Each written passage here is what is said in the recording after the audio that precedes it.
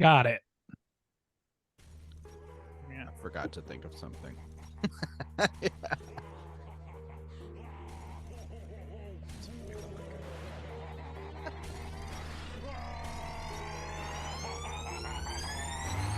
Yeah, we straight chillin', serial killing, pre-cold villains on the mind, got you reeling. 5-star rated from the floor to the ceiling. If you catch a 1-star, no time for feelings. Got a demon DJ on the ones and twos, by the name Elzebub, so don't get confused. So grab a seat by the fire, roast a marlow or two, and prepare to hear the legend of the straight chillin' crew. What up, nerds, and welcome to another Bob Igor endorsed episode of Straight Chilling, the weekly horror movie review show where you chill and we kill, slice, dice, and chop up yet another horror movie.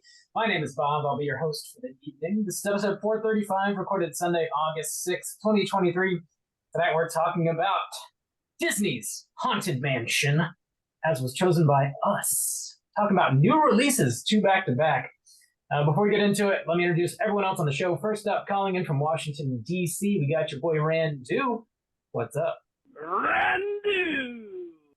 How's it going, buddy? Good to hear from you. I gotta say, I completely forgot that we actively chose this movie. Let's.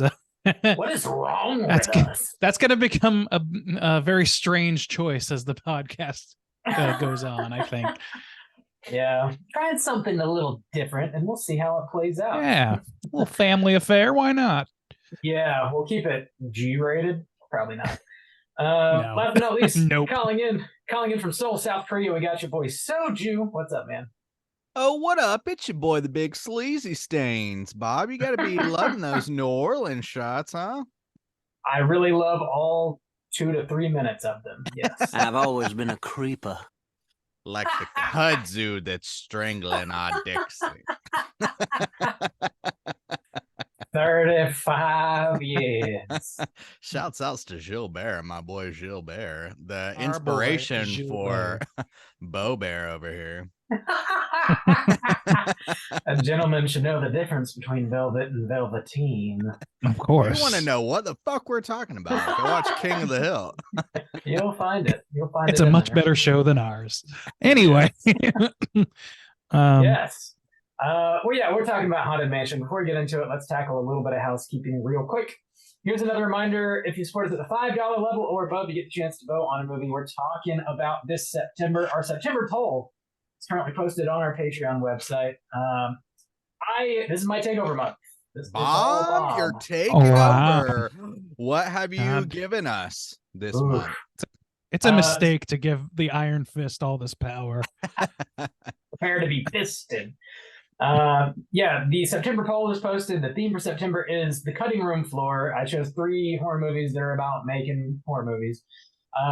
They are Shadow of the Vampire, Leslie Vernon, and All About Evil. Bob, you left off portrait or Henry serial portrait killer guy. Henry Serial Nailed Portrait. that title. Henry Serial Portrait Killer. I Guy. kill portraits. Just a guy who sneaks into fucking museums and and just carves up. Fuck this shit. Man, I kill Pete is getting portraits. desperate. They're really just doing anything they can. Bob, how Fuck those this numbers painting. looking? I would watch that movie. Watch the shit out of that. Shadow of the Vampire is in first place, with roughly 60%-ish, maybe a little less. And Vernon and All About Evil were pretty well tied up. 20%, a little more than 20%. Cool. So it could go any way, any which way still. There's plenty of votes left out Except there. for the way of Henry Serial, the portrait killer. Henry serial. My boy Henry Serial. Let's make that movie. We get so many accidental watches. Hey, That's what that's it's all about. If Yeah, if they that's start how a we- stream, that's money in our pocket, baby. Exactly. Oh fuck! That's how you do it. That's how love you that. that's how you scam motherfuckers right there. I love The it. name's Serial. Henry Serial. Let's just lean into being frauds. What do you guys think? Sounds good to me. We tried Hey, to be right. legit for long enough. It's It's not working You working know, out. that shit's hard. It's time for the Yeah. heel turn of the century. Yeah, I'm down. The Italians did it. I mean, we reviewed Terminator 2 in And quotation we know how much marks. Justin and Rob both adore the Italians. We Oh know yeah, this. I mean Rob does, but Speaks I'm very pro highly Italian. of them. yeah. I like Oh, pizza. damn. Hey, get your votes in before the end of August, and we'll see what movie we're talking about this September. That sounds just racist outside of the context of an existing joke. Oh no. Keeping it G. Oh, keeping it. Yeah, Man. we're rolling along the G train. We got mini cast coming out every other week per usual. Last Friday we dropped a mini cast. I was talking about Wrath of Becky. You can get that over on Patreon, and the next one dropping is going to be on Friday, August 18th. And your boy Soju is going to be talking about Insidious: The Red Door, The Fifth Red installment. Door. Yep, in the number Insidious 5. franchise. Is it the best? Maybe. We'll have to find out. You'll have to listen and find out. Yeah. The subhead of that, I know that there's a red door involved in Insidious, but after just a few years ago prowling Zillow forever until we found a place to get Mhm. having a red door is like hot shit for the What Yeah. is I don't know it? why. Oh, man. it's Oh, like God. the only thing that if people decide, well, we don't have enough money to like paint the exterior, we'll just paint the door red. The door. I swear to God, It drives the happens all price up an time. extra $15,000 Oh, at I least. like that red door. Yeah. People I fucking see it like too. that, Oh, dude. If God. you can get yourself a nice cozy spot in the further for a song, I'm sure of it.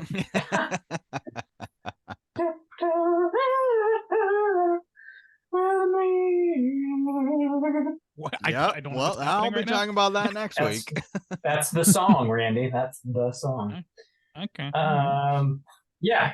Soju's got a mini cast coming out soon. That's pretty much it for Patreon. Do you guys have any plugs? No fresh plugs It's- for me. Yeah, it's a little lighter. I mean, we still are. Well, we all are doing our coverage of Fantasia. So if you Yeah, are that's true. interested in some new horror flicks that will be coming out, we have spoiler-free reviews up on our website, straightchillingpodcast.com. We have several that are coming out for the spooky season, September and October. Some really good flicks actually that we have all done spoiler-free reviews on, and we'll be releasing those for the next few days until we finally do our wrap-up coverage on Fantasia as a whole that we've been doing as well. So keep an eye out on all that stuff. But other than that, my house is clean. Yeah, Okay. I think I'm good too. Bob, you all cleaned out over there? I am clean. All right, clean peens, let's go. This peen is clean. It's Gonna have to re-record it. Yeah, gotta get our boy Cesar on back on the mic. Oh man.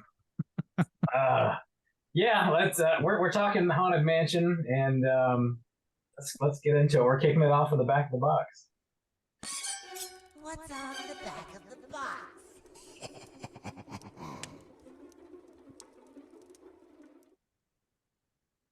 Bob, how's your pre-order status? Yeah, I- what are we working with here? It's not gonna happen for me. What? Oh, what? oh. You finally showed some restraint. It's nice to know that Bob will draw the line on a movie he actively dislikes sometimes. Sometimes. Sometimes. Only when it's a huge corporation. Oh. I need to Yes. stick it to the mouse. That's what I'm doing. Oh, yeah. I'm anti-capitalist. I only buy every Oh, DVD yeah. except for the ones Disney makes. Oh yeah. That's not true. You know he's got That's fighting some, the power. Welcome to the Hey, resistance, buddy. some Star Wars and Marvels over there. Finally living that punk rock lifestyle. Fuck you, Finally. Yeah, baby. mouse. Colin, Bob. G.G. whoa, Allen come over on here. Now. I, mean, Oh, I know, don't I'm if just that's the appropriate Throwing tone my to shit at take. people. yeah, you are. They call me GG Bob. Haunted Mansion, new release, rated PG-13, runtime of 2 hours and 3 minutes. Directed by Justin Simeon, written by Katie Dippold. Stars the cast is dope on this movie. Lakeith Stanfield, Rosario Dawson, Owen Wilson, Darshan.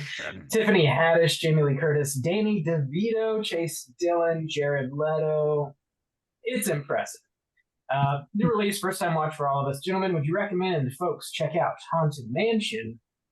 Randy, kick us off. If you have children and you want to get them involved in spooky shit, this is a reasonable entry to horror. That's my recommendation. Otherwise, pretty skippable. Oh, Juice. What about Or you? actually, let me qualify again. Also, if you're like a huge Haunted Mansion ride dork, I got a little bit of that blood in me for myself, but yeah, not enough to save this movie, unfortunately. I got that blood in me. All right, Juice. What about you? This is not a theater watch recommend for me. Where I think this is going to live perfectly is it seems how it was kind of strategized, which this seems like it'll probably be out streaming in time for Halloween. And again, like I think this will be a good Halloween watch for kids.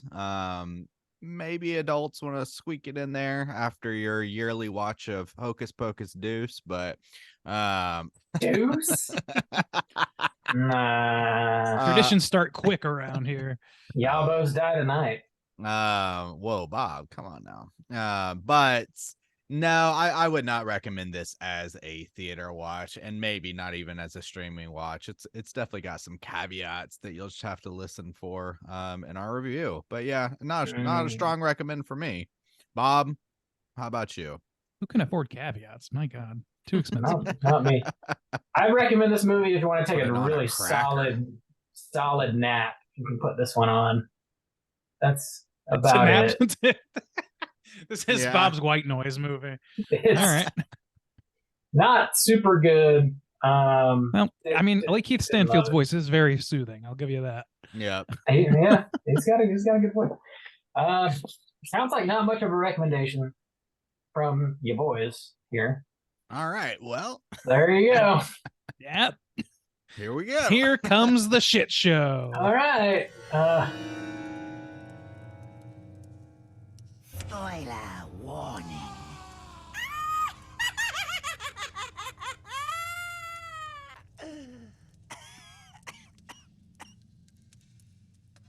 Bob, did you stay awake long enough to Yeah. work out some type of plot? You had a ghostwriter on this synopsis? one, I understand. I had some help.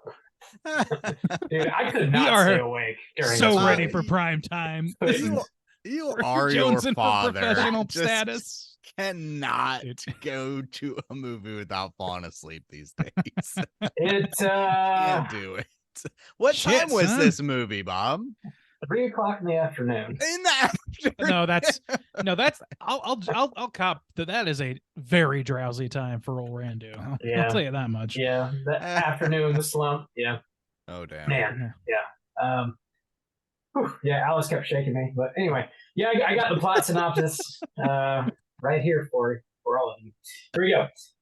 Ben Mathias is an astrophysicist developing a camera to detect dark matter. Meets and marries Alyssa, a ghost tour guide in the city of New Orleans, Louisiana. After Alyssa dies in a car accident, Ben gives up his career and continues to run her ghost tour. Years later, recently widowed Dr. Gabby and her son Travis moved from New York into Gracie Manor to turn it into a bed and breakfast, only to learn that it is haunted with ghosts. Ben doesn't believe in ghosts. He visits the mansion and finds nothing, only to return home and be haunted by the ghost of an ancient mariner. He returns to the house to help exorcise it.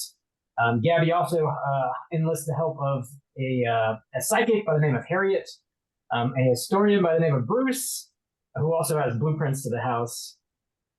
They find a hidden seance room and contact the spirit of Gracie, who tells them that they need to find a medium by the name of Madame Leota.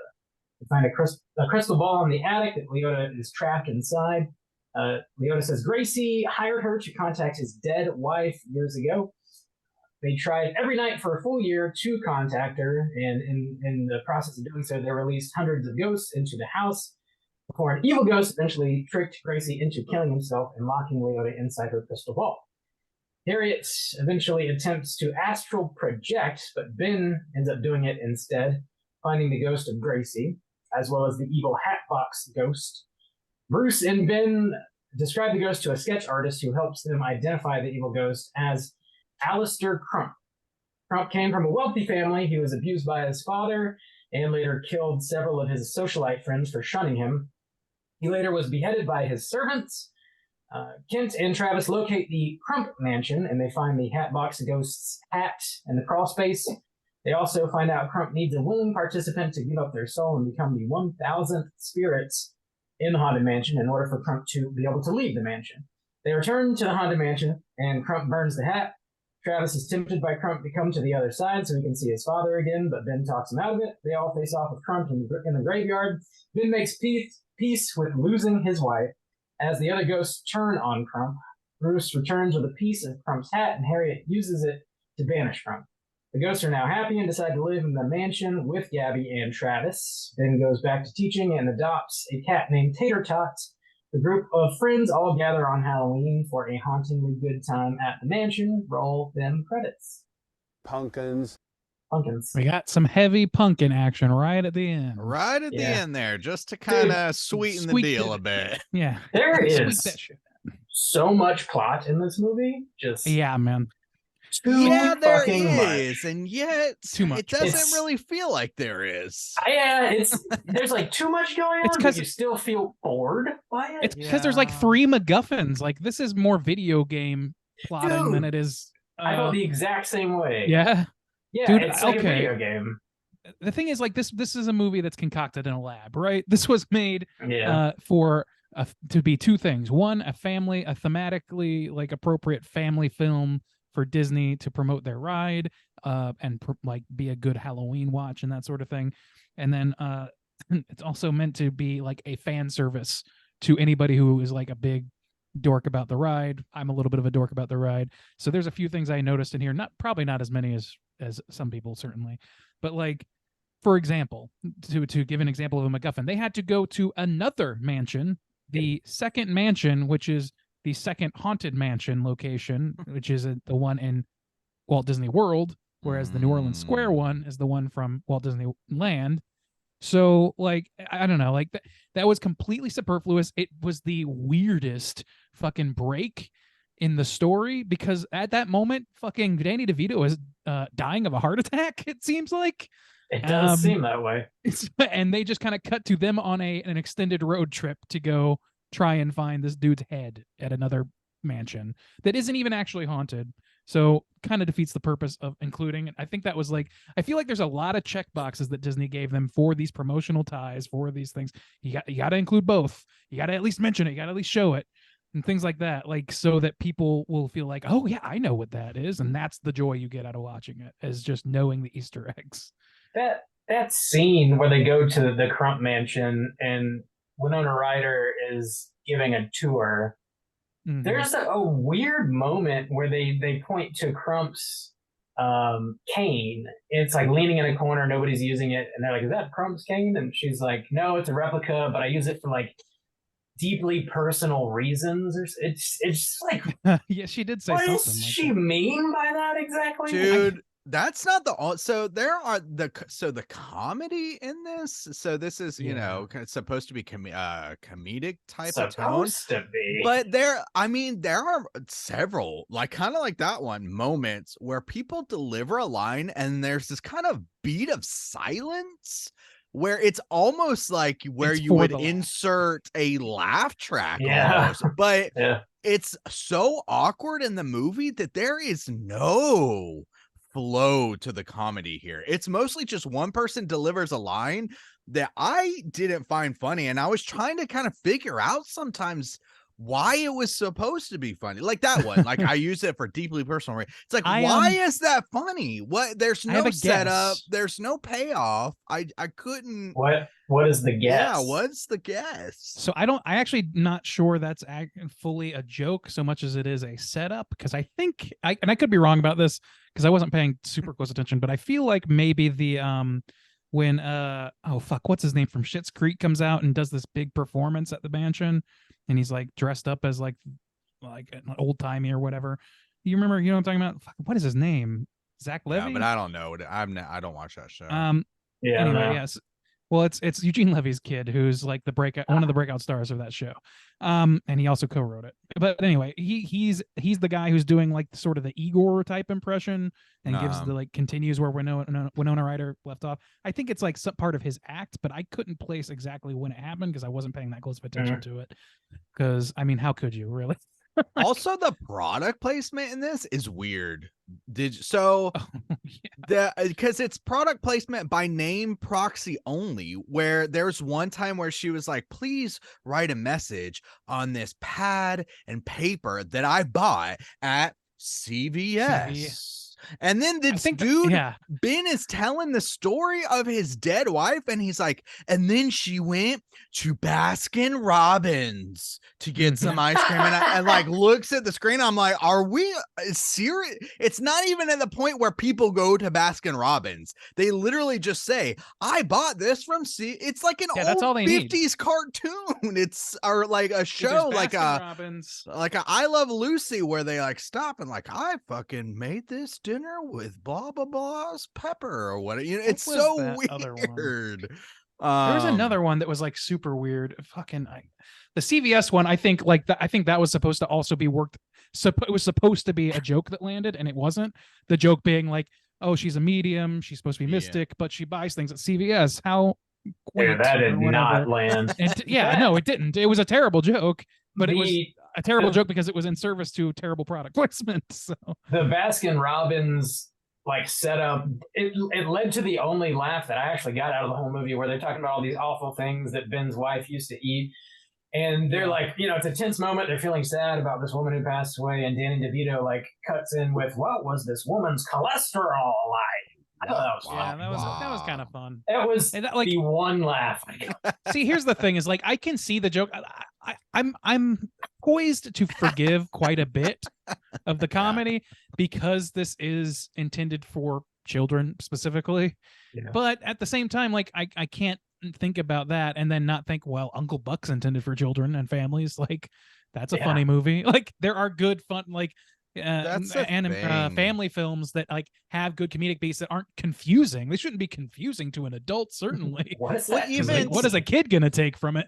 I think the fairest comparison too with this film is, and I mean, you can't do a one for one because different, you know, like genres and stuff like that. But I mean, okay, if you're looking at taking a ride that, you know, has some pre-existing characters, but it's not based on some story, I immediately go to Pirates of the Caribbean. You know, I mean, like for a comparison of the Pirates ride was a popular ride. They brought it to life. Jack Sparrow didn't exist. You know, all that stuff. And it became, now that movie, it's fucking well made, and talking about ghosts and stuff like that, because like this movie feels this kept popping up in my mind. It feels artistically bankrupt because the cast in this is fantastic. And actually, a lot of the kind of like set designs, I was digging some of the kind of aesthetic choices. Yeah. Some of them were not good, but some of them were. And so I was like, okay, you have this stellar cast. You have some good setups and stuff to base good setups off of, like aesthetically. Like that shouldn't be the hardest thing for you to overcome. And yet, each character literally feels like they typed a 1 to 2 sentence description into fucking ChatGPT, and then ChatGPT wrote what this character was supposed to be. I mean, when we're talking about the protests that are going on right now, the strikes about this kind of shit, I mean, this is what it feels like. It feels like the most nothing situation that's going on. It's almost like they typed in, give me a kid who's around 8 to 10 who lives with this single mother because his dad died. Like, what would his motivation be? And like a computer just generates this shit because it feels like nothing. Well, to Randy's earlier point, where I mean, he mentioned this was like think tanked.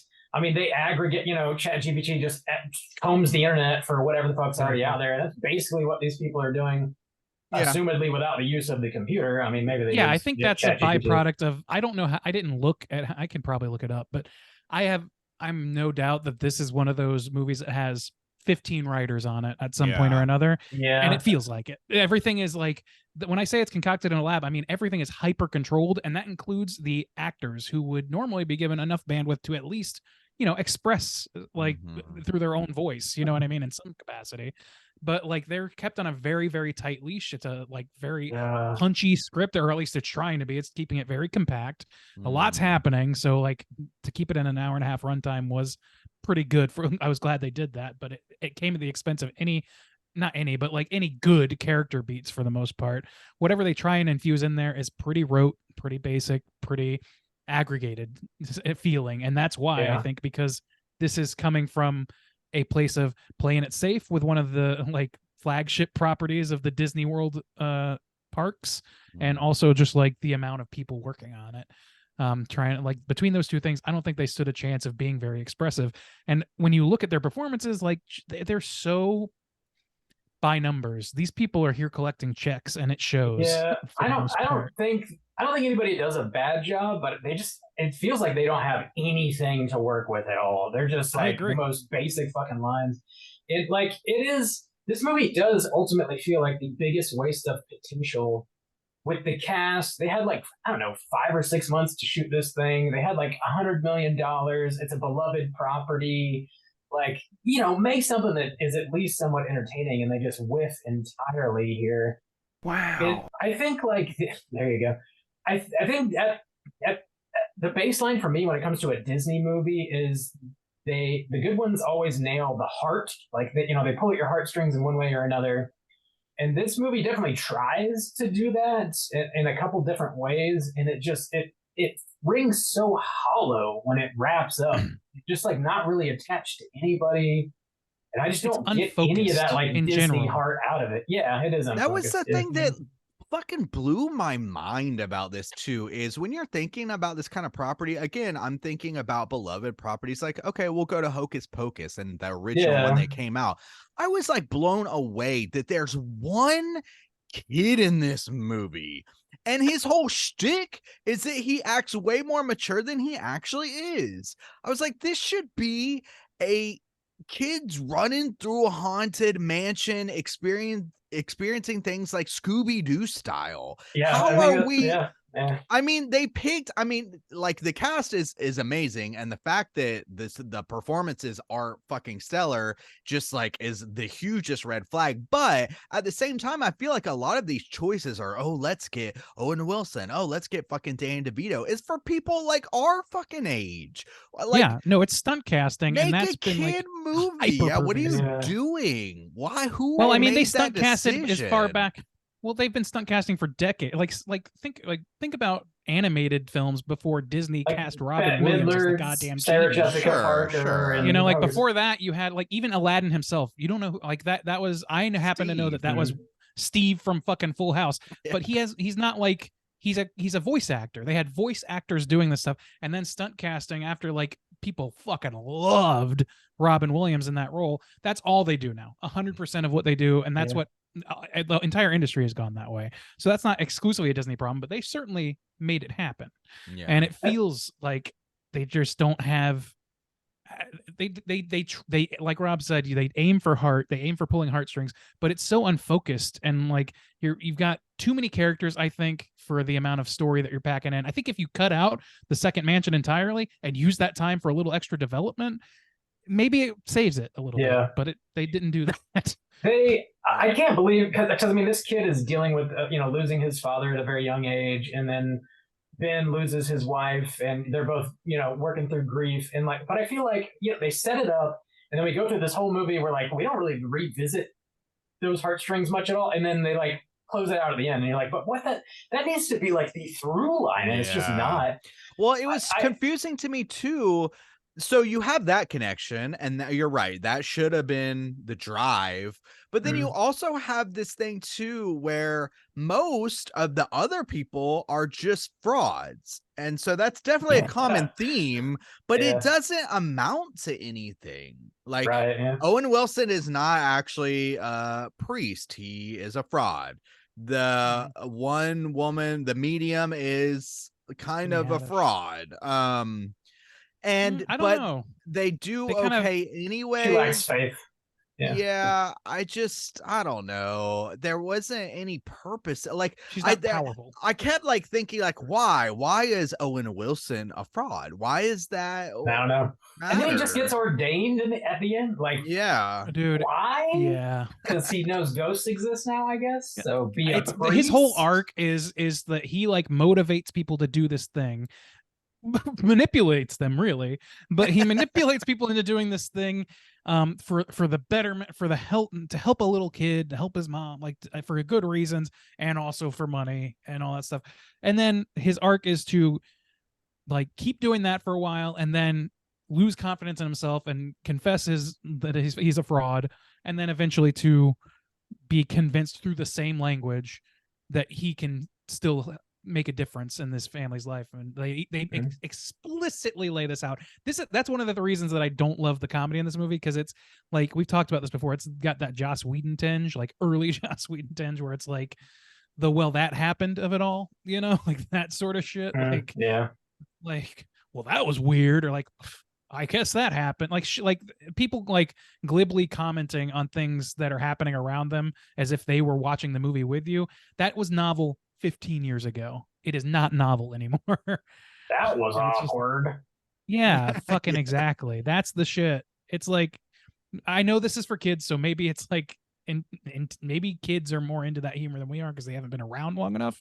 But I don't fucking think so. We didn't Grow need up, that for kids. fucking John Hughes movies. Like, we didn't need that for Yeah. a lot of these, like, or just younger films in general. Like, Home Alone didn't need that.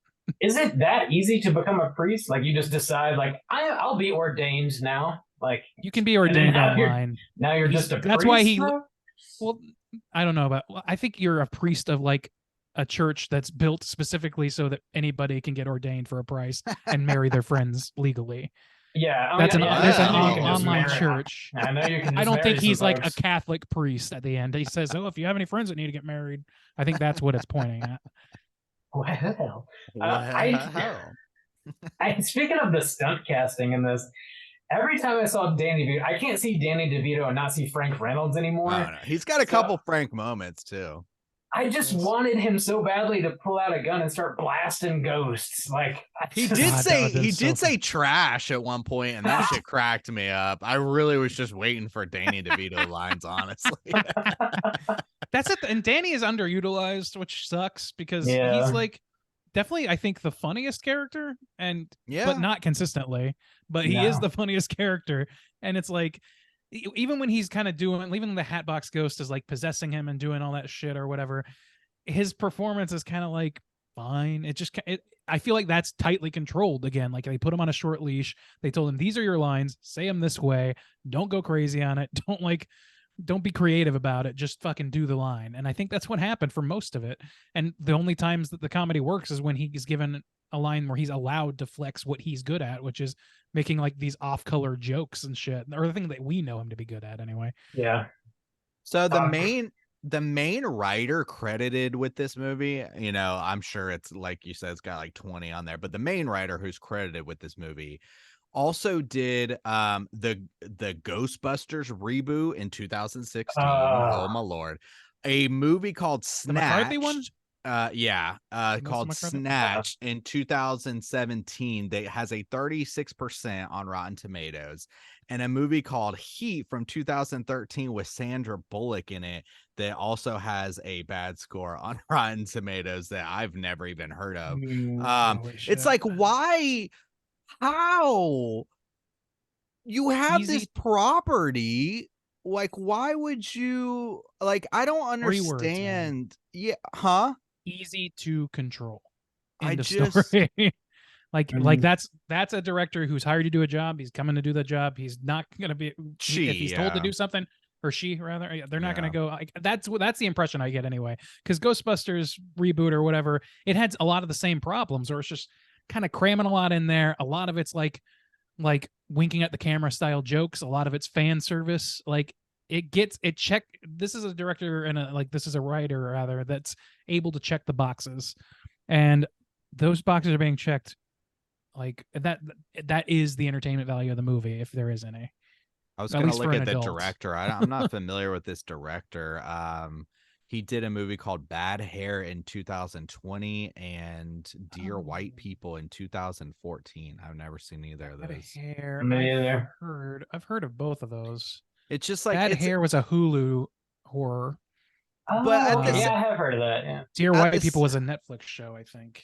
at the same time, I'm thinking to myself, like, when was the last time I thought, damn, that was a good Disney movie? You know, and it's just like it feels like they are just in this state these days of just like you said, checking the boxes, but it just feels like money, money, money, money, money. The good things that they have been doing as of later, like Pixar or like Marvel properties, or it's not just Yeah. like pure And Disney. even those are But properties. even Marvel Oh, yeah. is dipping hard. Now Pixar, I mean, Yeah. is the probably low. I didn't see Elemental. I don't know really about that.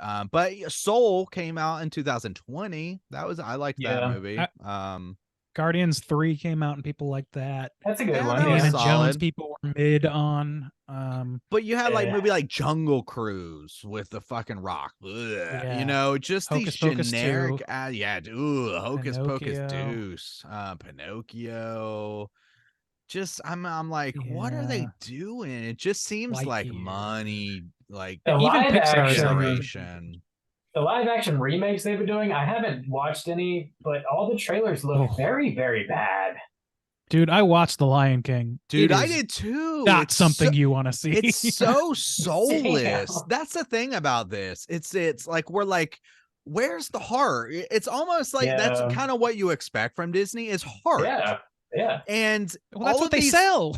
Yeah, all of these things. Yeah, I guess that's it. It's the magic. It's the heart of- you have for their other stuff. They don't need you to have heart for this one. They know you have heart for the original. Yeah, So that's the why those are so thing. successful to them. I Mm. agree. The Lion King, even though it has a baked in story that we know is sad, that we know is touching, that we know like has heart, and it doesn't. It's like, Mm-mm. how do you take something that has it and then make it not have it? It's How could that I'll you tell you be how. so heartless? Dude, the stunt casting again was insane. I will But never that- forget. to I be love fair, Seth though- Rogen, but I will never forgive them for making me listen to Seth Rogen sing. Never. But also, to be fair, I mean, that's got fucking Donald Glover in it. Like, that's the thing. These Yeah. Yeah. people Are are talented. good. Yeah, Yeah. they're talented, not using them capable well. people. So who's fucking up here? How do you take a property? The Okay, concept now is I'm not talking about Haunted Mansion. But how do you take a property that has heart? The story exists. People already love it, and then take capable actors and actresses and fuck it up. How do you do that? Dude, it blows my There's mind. a bunch of reasons, but it's like it's lightning in a bottle to some extent. Like you look at okay, I haven't seen the entirety of it, but the Beauty and the Beast remake, I've heard a lot about. I've heard people talk about it quite a I bit. did see that. Yeah. Did you? Okay, so like they add a lot of shit in there. They try and like shoehorn like issues into it to some degree, and things like that. Like, and it's because it's scientifically concocted through PR study after PR study. That's what's happening with these movies. They're not there because they have heart. They're there because you have heart for the property already, Yeah. and that's the only way they succeed. Period. They do. and They if feel succeed- so soulless. They And feel people so are caught onto it. soulless. There's only so many times I can do that. The thing is, like, nobody asked for fucking photographically realistic fucking lions to sing and dance on fucking this film. Nobody needed that or wanted it, but they made it, and then I people wanted it. decided, well, shit, I want it. Like my kids will see it. I'll share the love with my kids, and then their kids, who have probably already seen the original anyway and like it, they're getting this like watered down thing, and it's just very depressing. Like, Poor kids. I don't know. I've heard people make arguments, not necessarily for Disney movies, but just like in general. It's like, well, like these movies are being remade for the younger generation because younger folks don't want to watch older movies. But like my I don't argument to think that is that's like, true. so you serve up this platter of shit to them instead of making something original. That can Then be why are they good? remaking fucking Willy Wonka? Like I watched. There's a new trailer for Wonka that came out, and like another one, I guess, and it's somehow worse than the first one. It looks fucking terrible, and like that's a fucking movie that's older than I am by like 15, 20 years. That's at the least. thing. That's the Yeah. thing. And When we were kids still love it. Yeah, that's Yeah. bullshit because when we were kids, you know what we were loving? And like, I remember my Scooby-Doo. grandfather showing, for the first Yeah. time, fucking Star Wars. Yeah. That was, and even if you look at, the Disney Vault and stuff like that, Yeah. by the time, like, Disney was having its kind of renaissance in the 90s with fucking Aladdin and The Little Mermaid and shit like that. But also that was largely built off things that people were still. Peter Pan was from like the fucking 50s or some shit. Cinderella, Snow 50s, White's yeah. from like the fucking Yeah. 30s. It's like, what are you talking about? People I remember watching fucking like movies- Happy Days and shit on Yeah, TV, like 60 old ass sitcoms. 60 years removed, and that's one of your most classically beloved films, and you're saying people don't want to watch. What kid doesn't fucking know what Peter Pan is? Who doesn't fucking know what Peter Pan is? We Like, need to be well, here's- on the board of directors at Disney here, and No, we're we gonna don't. I fix should this. be the We're gonna CEO. fix this. Well, I got to call for my boy DeSanti, and he's going to put me in Oh that my real gosh. quick. Your boy. Gonna glad clean you up said this town. Not my boy. that. Certainly not mine. Randy does not represent this this podcast. No, fuck that guy. Anyway, no, like here's the thing: is Bob for, Igor. Sorry. for- continue. for many years, I've kind of gone along this tack with like remakes and stuff. Like, as much as you guys and as much as people have listened to us, they know that we're pretty hard to please when it comes to remakes and shit, because they really should. Those are resources that could be allocated to making something new, and we all feel that way. We've all been beating that drum for a long time. But also on top of that, I've always been like, I've also had this like backseat opinion that's like, you know what? It's not going to change anything about how I feel about the original Lion King when they remake the Lion King. Sure. It's not Sure, going to yeah. change how I feel about the ride, the Haunted Mansion, when I Yeah. watch Yeah. a bad Haunted Mansion movie.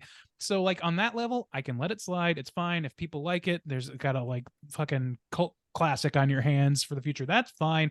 It's all about those resources though, like especially now, and especially with how many fucking creative types, how that whole aspect of the job has been systematically carved away to the bone, and now there's just fucking nothing left. They're fighting right now just to keep themselves from being like replicated by goddamn replicants.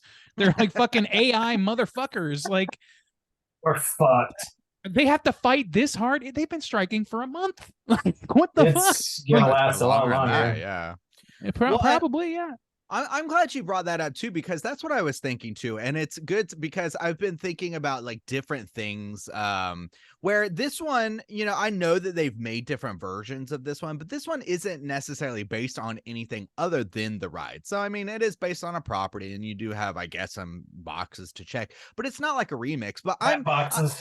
I'm a little softer on the idea of remakes and stuff like that, but I'm a little harder to please in certain aspects where I'm the kind of way of my thinking is like anything could be good.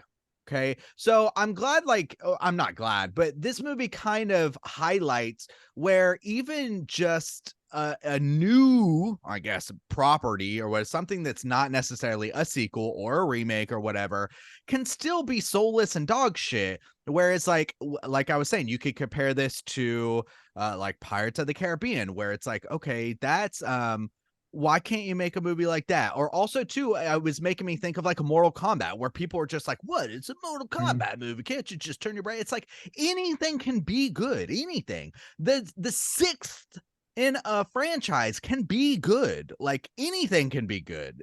Like whatever it is. Like And Halloween 6. it's like, well, hell. Tired of this, Grandpa. That's too damn bad. I guess just my point is like anything can be soulless, whether it's a remake or based on a property or anything like that. And this kind of highlights that. It's like, this isn't necessary. It is checking boxes, but it's not because it's the fourth or fifth in a franchise where you have to bring in beloved characters. It's still just as soulless, standing on its own, and it's like, make good movies, people. Yeah. That's the thing. The thing is, like, they fucking are up. trying to make good movies. They're trying to make movies that are like, that are the most you can get the most Four pleasure out of the quadrants. widest range of people. They're trying to Yeah. please the Yeah. widest demographics possible, and that's global. That is global. This movie is going to be released in China, is going to be released in Japan and all over the Yeah. world. And it has to please as many audiences as possible because they sink fucking millions and billions of dollars into these things.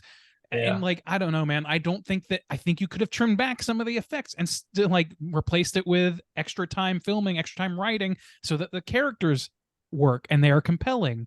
Otherwise, Writing, you for end up with sure. a mess. You end up with a The- fucking mess that is tough to rewatch, and it'll satisfy the least discerning, the children that they are trying to manipulate their money out of. But That's what it's blows not going to my- satisfy most people, except for the people who want those check boxes crossed. The Hatbox Ghost, he's in it. The fucking Yeah. second Are you mansion, happy? it's in it. Yeah, That's what like, blows my mind too, because I would think I might be naive in thinking this, but we recently saw a movie that was using a lot of fun, colorful, spooky practical effects that I thought, man, kids would love the shit out of this because it looks so silly and goofy. And it blows my mind that you could save like the CGI that's it's like Disney's cranking out these days. It looks boo-boo. Like it doesn't look good. The ghosts in this movie look living in a nightmare. passable, I guess, but barely. They're not The more- special in any way, really. the more they do it, the worse it looks. Dude, Jamie Lee Curtis looks like a fucking talking corpse, and I understand the irony there, but god damn, that CG looks like CG so to uncanny death. valley. I mean, Yeah. when she's in the orb, not when she's out, she's out. But when she's in the orb, or the way that her mouth, her face moves, I can just see the mocap dots on her face. It's fucking crazy. Mm. Why I even just do don't- that? You just film her face. Just film her face.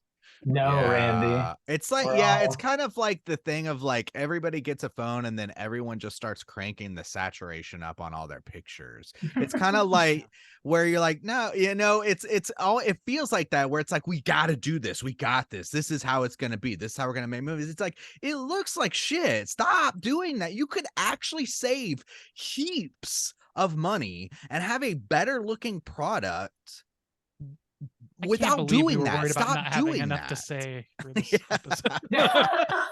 Here we are at length bitching. I mean, We- that's what blows my mind with the whole even striking thing. It's like you could pay less money to not use these shitty ass effects that I've never heard anyone say, you know what's better?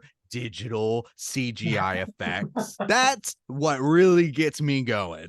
I've seen the haven't- Scorpion King. It's great. yeah, Can I- it's just I don't will- get it. Using that as a jumping off point to get to a nitty gritty moment of the movie that bothered me. The CG in the scene that is in your background right now, actually, Juice, the expanding room scene with the expanding and the fucking crocodiles and shit. Crocodile in the sand. That looked like dog shit, dude. That to whatever I don't it just really it didn't pass the fucking Turing test one bit. It looked like fucking Transformers 2004 or some shit. It looked terrible. It didn't look exactly, but that's the quality we're dealing with here. It really for the amount of money they dumped into this, just don't do that. Just don't do it. Just do something different with that. You want that checkbox. I get it. You want that. You know what's scary about that room at the fucking park and what people remember about it is they're in the room and the fucking paintings just slowly start expanding and you're unsure how it's happening. It's an illusion. Just have that, and it spooks the characters. Just have that. Just do that. Yeah. Yeah, make it wild. That was a weird moment because it became very adventure-y. And I'm like, these people are not getting the tone of, what's so hard about the Haunted Mansion? They needed Del literally Toro to film this. steal from Scooby-Doo, He you was- sons of bitches. He Steal was it. I going don't- to, if you remember. Wow.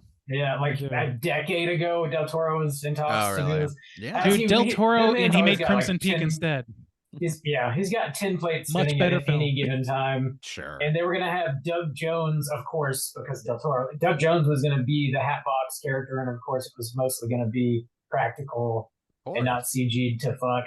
Because you've got fucking 30 Seconds to Mars as the Hatbox Ghost or what? You Yeah. can't Let see him- his face at all. Dude, That's his picture of Dorian Gray. That dude's not aged for 50 years. I'm pretty sure That's what he really looks like. Yeah. I like that. That's not CG. That's just mask off.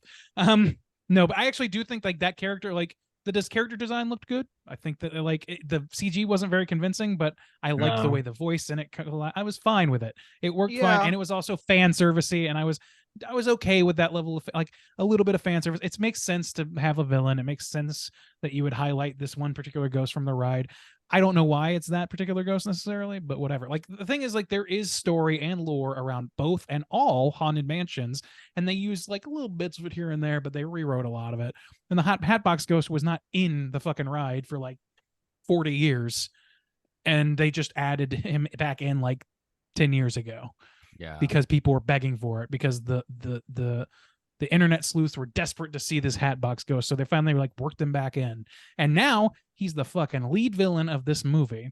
And you know, the lore of his character is kind of compelling a little bit, but they fucking don't spend enough time with it. They don't like really show the results of what he did, in my opinion, not well enough. And I don't know, the whole thing just sort of falls apart because there's just too much and too little focus, and just so much fucking random shit thrown into the mix for spectacle only. This is a haunted house movie where the haunted effects we have seen done perfectly practically, and it scares people. It makes people spooked out. It's exactly what people want. Why not check that fucking box instead of that fucking action adventure Right. box? Yeah, Use why don't the you effects hire- they use in the fucking ride It's for yeah. the movie? Or Yeah. even I watched that fucking documentary about the people who make the fucking Disney cruise, and they're like sculpting all these things. It's like, why don't you hire some talented motherfuckers to come in here and make some cool ass shit? Like, you've got the Thing is, resources. they do, but they Resources. conceal it with shit CGI and Yeah. and Shitty terrible scripts. jokes that make you roll your eyes so much you And the can't thing fucking see is- anything. Is I feel bad for the CG artists too, and not to say like, because I Oh, yeah. know what kind of unrealistic types of schedules they're given, and the types of shit where they'll have to generate 10 different things because things get switched constantly. Like you said, it's not one person's vision, it's literally things are like changed and added. Oh, redo it, make it look like this and change it. So like, I'm not knocking that, but the thing is that happens constantly, and it constantly looks like shit. It's just like, it's cheaper to do practical.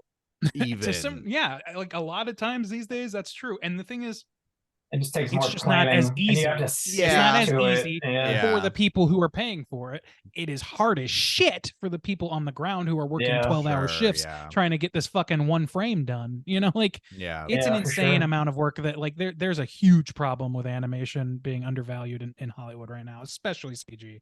So I mean, well, not Yeah. especially, but like within the confines of what's being made, that is underpaid, that is overworked. Those people don't get like almost no residuals, as I recall. Yeah. So yeah, that's yeah, another that- strike. It Happened. doesn't sound like fucking anybody gets residuals anymore. Yeah. Well, if they do, it's You- like minuscule. You've been on the Haunted Mansion ride, Randy?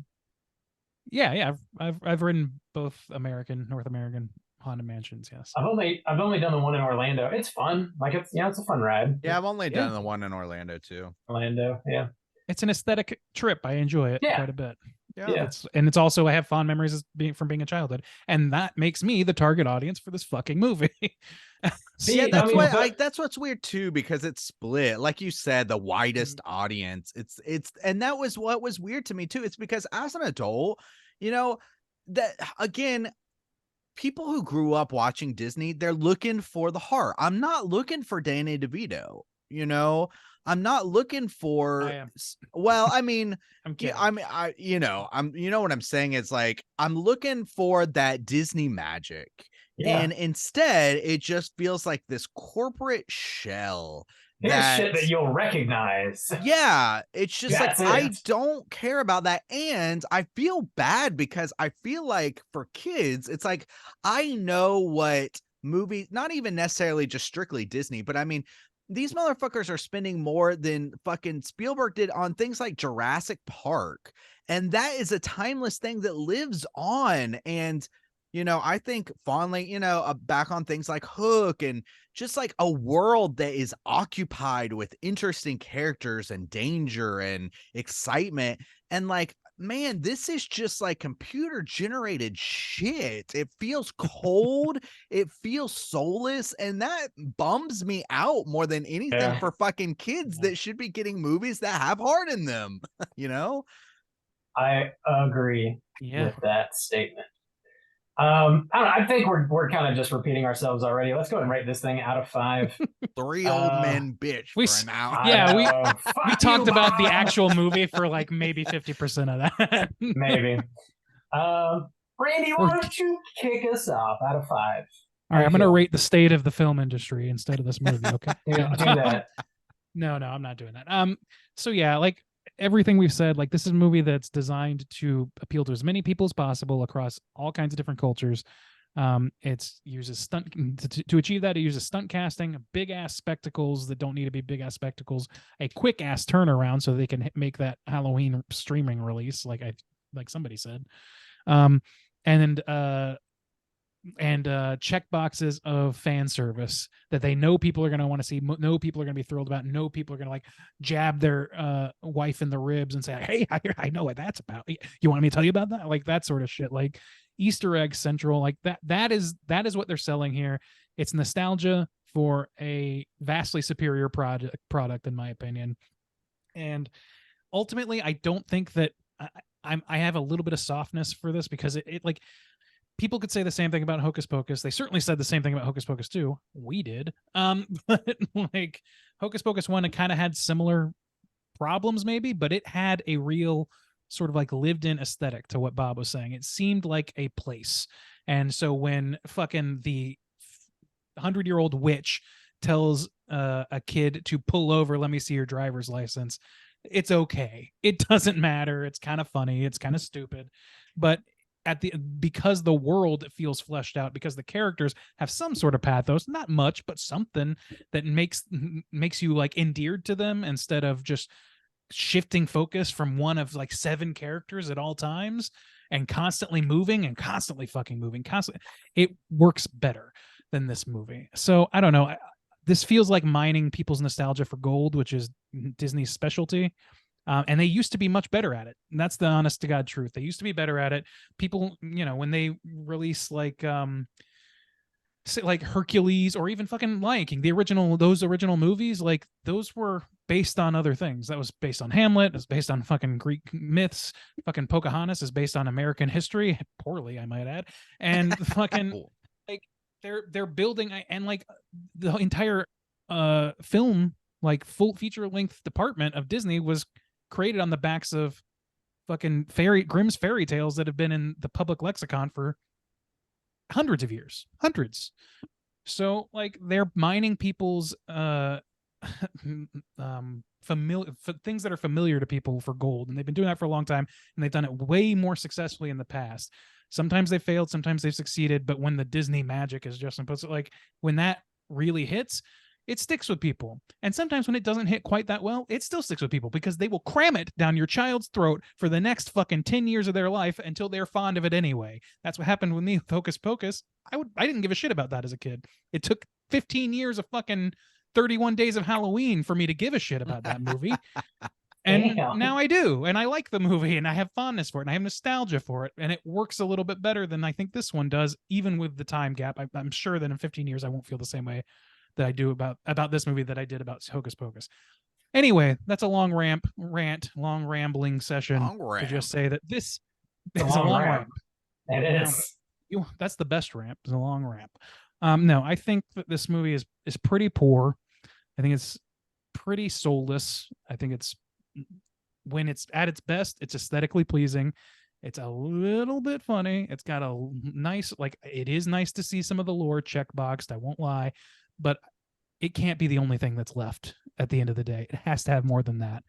And this movie doesn't spend enough time to give us more than that. So for me, I think I'm going to give it a 1.5. All right, 1.5 from Raymond Deasy. Juice, what about you? Oh, Bob. So yeah, this film is artistically bankrupt. I think that's the best way to kind of describe it, because that they like and this is kind of the most dangerous version of it, where we're looking and it's like there's no one specifically to kind of blame. It's just this big blobless fucking mess of bullshit kind of thrown together. These are amazing actors that should be doing a good job. This is a studio that has the money to make things look great. And to be fair, you know, since we just shat all over this, I'll give some positives. You know, setting it in New Orleans. That's great. You know, that's a great setting. And there's some moment, you know, the opening scene where we see the kind of funeral they're playing, and then the end where you get some. They should have just set it around Halloween anyways. What the fuck Those are are the you best doing? parts. Yeah, what the are you very doing? beginning and the very end. Yeah. Yeah, but even still, there's you know, like a fucking old Ben's got some serious drip. I loved his outfits. Like they're putting these like aesthetic pieces in that I'm like, okay, yeah. And Ben, honestly, Ben was the best character to me. And I wish that like that had just been kind of given. I wish that they had done an equally good job with the kid, and not to knock the kid as an actor. It's the way that this film is written completely. But I wish that heart was there, because I felt it almost with Ben. You know, he does get that moment where he's talking about his wife, even though he's got to drop a fucking Baskin Robbins line. You know, he does have some moments where they're almost as that heart. And I see, like, I felt like it almost could have been there. But I like Ben, the character, generally. He's definitely the best for me. And then like some of the ghost designs, you know, like the nautical ghost, like could have been cool. I like that they brought that aspect into it. And like some of the ghosts could have been cool. I'm like trying to be a little positive. That's extreme fidelity to the ride too. A lot of that. Yeah. Which I'm okay with. That's the thing. If if I'm going into a haunted mansion ride, I know you're gonna do shit from the ride, like or a haunted mansion movie. I know you're gonna do shit from the ride. Like that's okay. I like, you know, same thing with I think Pirates of the Caribbean is a fantastic movie that was made after the heyday or whatever of Disney, that has a lot of magic and has great characters and like pulls things from the ride where people go, oh, look, it's like the ride. And that's fine. That's okay. You can do that. This movie, it's just it's for 2 hours, it's inexcusable to be so empty. It's just like I'm trying to think of some even special kind of moments in a 2-hour film, and there's just not a lot. Was 2 hours, damn. Yeah, I think I'll echo Randy and just say this is a 1.5 for, I think, like Ben, you know, was probably the best character. Some of the aesthetics of like setting and like just the spookiness of a house, and then a lot of the things that they pull from the ride and stuff are the things that work best. But yeah, this is just mostly just soulless crap. I was not the fan of Lakeith's performance that you were, or not really? even his performance, just that character, really.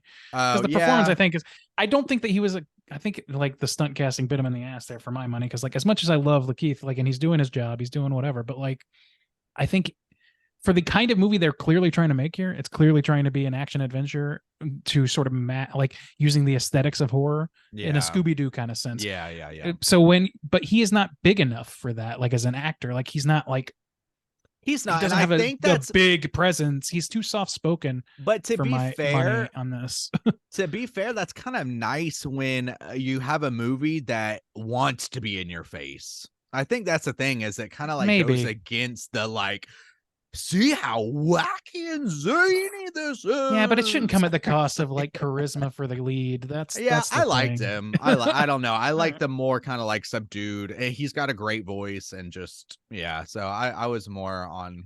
He does have a great voice. Yeah, I just like him as an actor, just the way I like everybody else in this movie. But he's just not like everybody else. He's not given enough to do. Yeah. So it falls. All right, flat. Bob, your time to shine. Out of 5, my guy.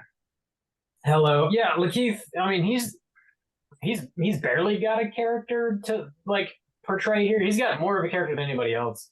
I think that's why, Juice, you like him as much as you do. And it's probably my favorite character because he's like the only one that kind of feels like a character at all. They abandoned that fucking Mike. Sorry, I'm sorry, I'm interrupting, but like they completely abandoned like his whole reason for being there really early, which is the camera thing. I thought they would bring Yeah, that back or something, or like work it, like use it somehow. At a certain It just point, falls the fuck apart. you just see the ghosts everywhere, so like it doesn't fucking Yeah, matter. they just It, like, become you just see them. corporeal. Like, Yeah. So yeah, what the fuck is the point of that? Like, why does he have to be an astrophysicist? With like he could just run a ghost tour, and like that would be it, right? We'll go get the ghost Well, he tour needs an guy and arc. bring him over or whatever. Yeah, I guess just he don't think doesn't it worked. believe, and now he believes. Yeah, they need to spend less time with like other people. nobody really has much of an arc in this movie other than like I used to teach and now I don't, but at the end I'm going to teach again, and like I'm not a priest, but I used to, and I was, but then I got ordained online, and now it's like I also like had an issue with like the kid is trying the ghosty, the Hatbox was trying to trick him into like crawling into this hole in the ground and offering up his soul, I guess, to be the 1000th soul. And Ben talks him out of it. And then like 5 minutes later, Hatbox goes doing the same thing with Ben. He's like, "Don't you want to be with your wife?" And he's like, "Fuck, now I'm really thinking about it." It's like, but you I don't even know want to be better. around anymore. Because you just talked the kid out of it. Like, why are you all of a sudden entertaining this same proposition that you know is dog shit? Like, why are we going back and forth? He could have threatened. Yeah, he could have threatened the kid's life and the mom's life from the beginning, and just had Lake Keith. Yeah. Like they keep doing this, like, oh no, he's really after the kid. Oh no, he really was after. Like it's like this is not necessary. Just fucking, this is not necessary. You've got these two characters that are grieving. It's not working. And it's just like a copy paste thing where like nothing really comes from it, and it sucks. The effects are like passable, I guess. They're fine.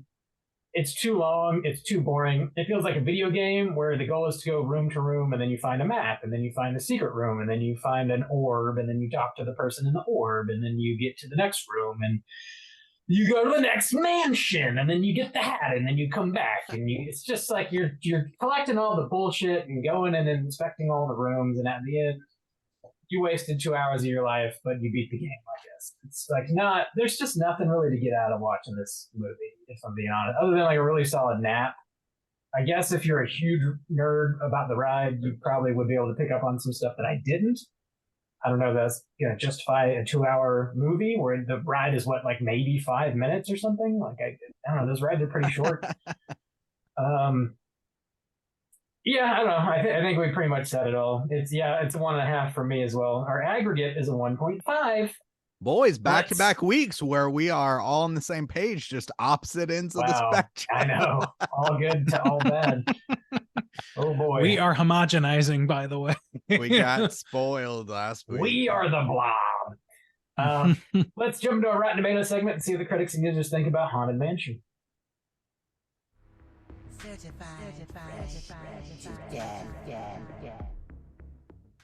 All right, ladies and germs, this is the Rotten Tomatoes segment in which I'm going to have these gentlemen guess within the best of their abilities what the aggregate positive score is for both critics and users on RottenTomatoes.com for the Haunted Mansion. I'm always phrasing that as always such a pain in the ass. You have to have it's in 3 places, but not all of them are real places.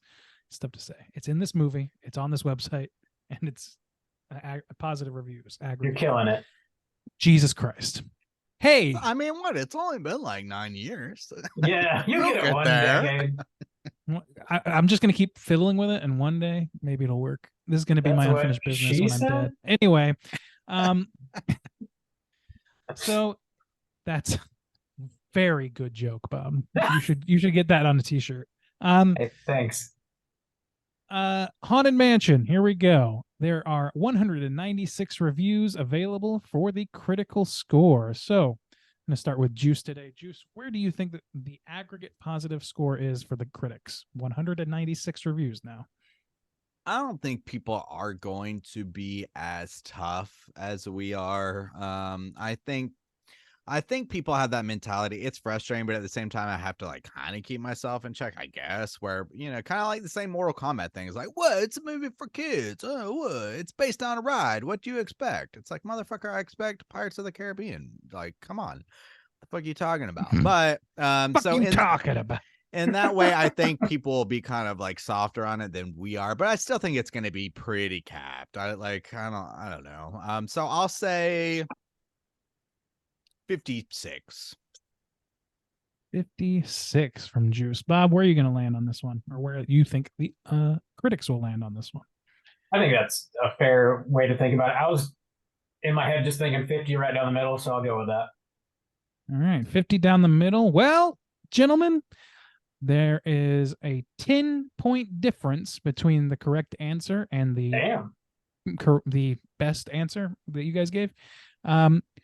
It's actually a 40%, which means Bob's going to take this. Damn. Okay. All right. Well, there you Yeah. go. Still not as harsh as us. True. Yeah. True, but closer. Closer. Can I get a We're house very key? harsh this time. It's Keith, Mom. Ooh. I'm okay to see Wow. like scores to reflect that. That's Wow. wow. When I was All looking right. at trivia for this movie, one of the pieces of trivia somebody wrote down was that Owen Wilson didn't say wow. It's like, that's not trivia. God, It's not. community editing is a mistake. Anyway, let's Leave it move to on the to elites like us. yes, Us. the knowledgeable, The We'll bring it keepers to of the masses. knowledge. Can't let these plebeians tell people what is trivial. Wow. Wow. There Wow. are 1,000 plus Wow. verified ratings for this film for the users. Juice, how do you think the users are going to land on this one? 1,000 plus verified ratings. Oh, the oozers. This will probably be higher. I assume people are taking their kids, and my mentality is if the kids are happy, then the parents are happy because they just want them to shut the fuck up for 2 hours. So Yeah. Shut shut, just shut the fuck up. up. So I could say it would go as high. I still think it's gonna be capped though, but I'll say it's gonna go as high as maybe like 60%. Shut the fuck up. There you go. 60% Oh. from Juice. Bob, The are you best. going to take the over, the under? What you thinking? Oh, it's the best bump we have. Yeah, I think it's gonna be higher as well because you got Disney nerds for sure, and yeah, happy parents and shit. Ooh, 60. I'm gonna go under still. I think I'll take a 55. 55. All right, there's a 24-point discrepancy between the winning number and the correct number. It is actually 84%. Oh Damn. no! Oh, no! I told ya. The Jesus Christ. Oh Jesus Christ! Jesus Christ. Oh hell yeah! What a reluctant hell yeet it is. Oh man. That's one for the culture. Ugh, that is one for the culture. God damn, I don't even think this movie's out in Korea, so don't blame it on us, Dude, us when we watched- Koreans. Let's blame it on the critics whose negative reviews I will read now. I, Actually, let's first Oh, read the Bob- critical consensus. Bob has something sorry, hilarious to say. I just got it's a random non sequitur. It's been a while since I've seen like a children's movie in the theater. Can I have kids? We walked in the theater and like passed by the trash can that's like right by the entrance, the doorway. Clearly, like some kid shit their pants and somebody threw the shitty pants in there. We Oh walked by and it was like, no! it smells like human shit. Human shit. Oh Like, no! greeted us as we walked into the. Wow. We don't like that. sucks. Did you see it at Sunray, Bob? No, we went to Tinseltown to watch Dude, it. I always just remember that time when I was still training at the theater and some kid threw up in Chicken Little, and the guy Yeah. training me just told me to sweep it under the seats. That will live in my mind forever. Man, there's no better reason Oh, to not fuck. think about anything that's controlled by teenagers in commerce. Yep.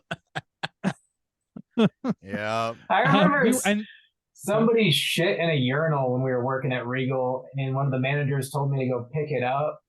I was like, no, I make $5 an hour. You can just Yeah. fire me if you want to. I'm That's not picking up exactly right. human that's the shit. correct. Yeah. Wait Dude. for the. Yeah. That's Wait the, for like it they to put just teenagers whittle in charge down. and then underpaid the shit out of them and think, Yeah, this is gonna go great. yeah. No, I'll just leave. Like, Yeah. am the queen. I have no responsibility, sir. Yeah. Yeah. You I can think keep the I need $5, this job. you know? Think I'm paying my No. rent with this shit? Yeah, I'm not. Unfortunately. Anyway. Critics' consensus reads as follows. Haunted Mansion's talented cast makes the movie a pleasant enough destination, although it's neither scary nor funny enough to wholeheartedly recommend. And now for the audience says segment, something we don't always get. Haunted Mansion is a fun blend of horror and comedy with a great cast and a story that'll be extra entertaining for fans of the ride that inspired it. Oof. Now we're going to read some negative reviews because they tend to be funniest. Here's one. It feels like a cash grab. I was bored. Bored. Yeah, 3 boards. Yeah, agree. Actually 4. that was Yep, written by that's- Bob. Yeah, that was written by Bob's id. Not yet. I fell asleep. 5 stars. Yeah, Best nap of my life. Speaking of, please go give us a review over on iTunes so that we 5 can stars. So we can Yeah. further sully the scores. so we can write Um, on Rotten Tomatoes. Here's one more. The film grinds to a halt every time it deviates from the fun and games of the children's horror movie and plunges into a 5-minute monologue about dead spouses or regret or the ethics of the con men. What? I wouldn't necessarily say that. I mean, you got to give some heart to somebody or like Yeah. some reason to somebody. You know You what? know, I this would be movie fine lacks if- spooky bullshit that's not related or grounded to anything in reality. Honestly, though, that's kind of partially what you were asking for like the kid. Like, I kind of imagine Bart and Lisa rolling around fucking Dracula burns his castle and shit. Yeah. They should have some of that, and like not at the expense of character arcs, certainly, but like I Yeah. kind of see that point to where it's like at least then it's fully just a kids movie. They- and just Well, embrace yeah, that. well, that's They the thing. touch on it. Like, Well, that's the thing. If they wanted to make this a kids movie, then sure, that's what they should have done. Yeah, but just there's lean one into kid it. in this movie, so I'm not. That's and not there's the same number of Frank Reynolds as children in this movie. Like, you know, Yeah. So I start blasting. And the kid is the timid one. He's the one who doesn't want to explore. He's the oh, one yeah. that doesn't want to fucking look at I don't shit. know if this ghost wants my money or if it wants something more sexual. So I just started blasting. fucking God. So I just start blasting. Yeah. Here's a negative user review just for balance. If Disney was in charge of hell, this would be what it would be like. 2 hours of extreme torture, but feels like an eternity. 1 star. That's brutal. That's I need pretty to Start harsh. being more extreme with my reviews. We need yeah. Oh yeah. It's not a 1 That's star what we unless you wish need. somebody dead. I need to start being a little more colorful. Unless you hope Yeah. that your life will be we taken lack from you, opinions literally and 1 color. star. Watching this movie is like being in hell. Watching this movie is like having your nutsack crushed by a fucking Keeping bear. it G. I don't know. By a bear. I don't know. That's the improv He wants I my don't nuts. do. Yeah. This bear wants my nuts. Yes, this is terrible. Go on. Moving on. This is the end of the Rotten Tomatoes segment. Thank you for joining. You are the 1,000th ghost. Goodbye. Never wants my nuts. They're Cajun boiled, which are the Hey, what- best. He wants my bald penis. My bald pants. He can smell it a mile away. My bald pants. My Cajun bald penis. This is the hard-hitting commentary that Rotten Tomatoes needs. This is the color. We're adding Watching color. this movie is like a bear trying to get your boiled penis. Your Cajun bald pants. It's exactly like that. Holy shit. I was thinking that. Yeah. You I didn't just cap- couldn't put It it in the encapsulates words. my feelings entirely. These guys, they're really speaking for the people. Yeah. Clearly These not. Straight chilling After that, boys. After those Rotten people. Tomato scores, for some people certainly, 20%, but of not the people. extreme people and not the forgiving people. Somewhere else in there. We got more shit to do. We got a little bit of trivia. Let's go ahead and get into it. It's totally time for trivia. Okay, yeah, there's like some Easter eggs in here that went over my head, but I'll roll through them here. So Gracie Manor is modeled. Randy, you mentioned this actually. It's modeled after the original Disneyland Haunted Mansion. Crump Manor is modeled after Magic Kingdom's Haunted Mansion at Walt Disney World. So you get both of them in this one movie. Got to promote them both. The chair in which Harriet is seated at the spirit session, and in which she is later expelled from, yada yada, is modeled off the ride vehicles called Dune Buggy. Wow. Yeah. The Yeah. Doom buggies. Doom Hold on, buggies. Like, I think that I'm gonna try and predict one here, or if not, just like Okay. have it in my back pocket. I'm pretty sure that like 90 to 100% of the ghosts in this are featured in some place in the actual ride. I think there's like some pretty high fidelity to the actual ride in terms of like what they're pulling. I don't think they pull a whole lot of elements that aren't found in one or both of the rides. And I That think the might be characters are true, but I don't know. I didn't see that specifically. okay. I wasn't sure if they would bring that up because like the Mariner is certainly in there. Mm. They show like the woman who turns into a cat in the painting, like Oh yeah, yeah. the fucking knight's outfit. Like Yeah. all those things are in the ride. Like Yeah. just about every element in this is in the ride in some form or another, even down to the sets, which is why they look so cool. And until they start CGing the shit out of them. Yeah. Yeah.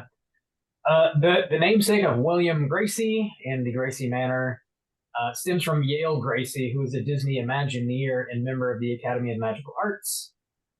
Yale was the one who created a modernized version of the Pepper's Ghost Illusion, which is how they make the ghosts in the rides. He showed Disney and he loved it, and the Haunted Mansion rides came from that basically. Nice. Which I don't know, maybe that's like hard to film, but like, why didn't they just use? It's that? not Pepper's ghost effect is best when you're like there. Like it really Yeah. is kind of an in-person effect. Yeah, Because all it is like it's a trick of mirrors and windows. Yeah. The dancing that you see in the ballroom when you're in the ride, that's all Pepper's yeah. ghost effect. Mhm. And so like, it really doesn't like it would just look like the footage that they're like it would just look footage of mannequins with a blue tint to it. Otherwise, it would be very easy to tell. Gotcha. However, I don't think that would be such a bad thing. Like, You if just that got was what they look by like instead of like the Randu. smoky Randu clocked your asshole. CG nonsense. Clocked Like, your I don't think ass. they need that. I think you just like have like a semi-transparent blue thing. Like it doesn't. Randy, need as soon as I Vapas. become CEO of Disney, you're hired. Hell, You're effects man. yes. You're Like gonna nothing be I'd ever smelled before in my life. Randy's our full-time clocker Yeah. at Disney Corp. A U-Haul truck is shown with a skeletal depiction of Dr. Facilier, who is apparently a shadow man from The Princess and the Frog. I have not seen that film. Actually, I think I have, but I don't Oh, remember yeah. what he looks like. He's, Wait, he's what the did it Papa say that? Legba stand-in. Say that again. On the U-Haul truck they use when they move into the house, there's Oh, okay. an image on it that's the shadow man, Dr. I Facilier. That's gotcha. interesting because I like gotcha. he's based on Papa Legba, who is like a Yeah. New Orleans Ghost. Or well. thing, Yeah. like Interesting. or a voodoo thing anyway. Voodoo doctor. The character names, William Gracie and Alistair Crump, are named after Yale Gracie and Raleigh Crump.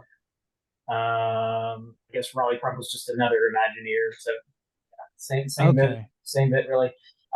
The original design, I didn't know, this is kind of cool. The original design of the Hatbox Ghost was inspired by Lon Chaney in the silent film London After Midnight, which is now, it's a lost film. You cannot see it, but we have some still images. That's dope. I didn't know that. Oh, yeah, that's cool. And based on what I found on Box Office Mojo, this had a $90 million budget, and so far worldwide it's grossed $182 million. So it's making some cash. There you go. God, if there's a sequel to this thing, may just Yeah. Yeah. All right. Should we do Cooter of the Week? Like, I don't know that like there's really a Cooter. I think there is a cooter. Okay, well let's do it. We're doing it. All right, we're doing it. Straight chillin'. Cooter of the week.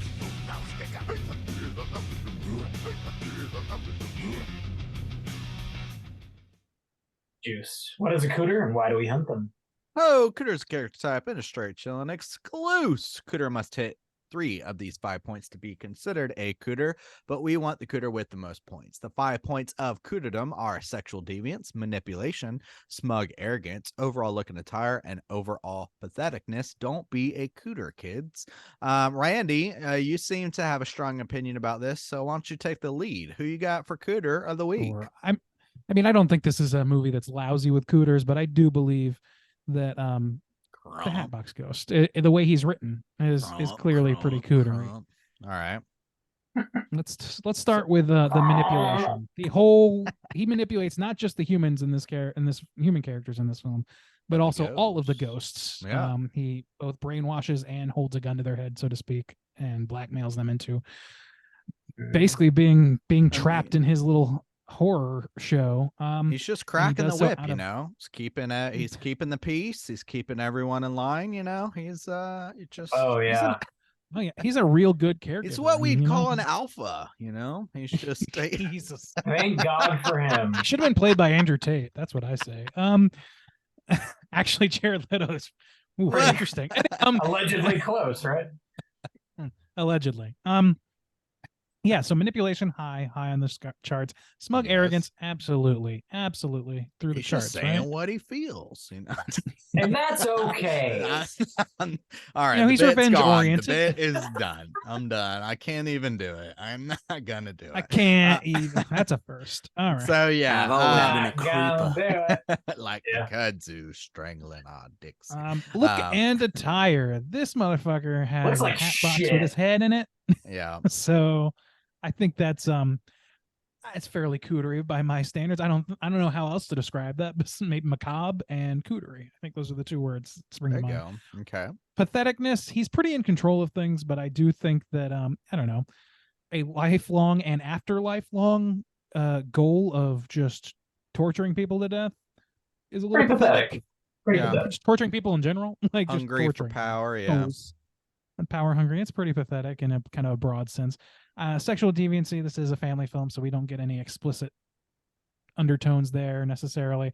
But however, I did get heavy duty like Marquis de Sade and Lord Byron vibes from this motherfucker. So I mean, I'm not saying that it counts, but I am saying like in a darker version of this movie, there's probably some of that.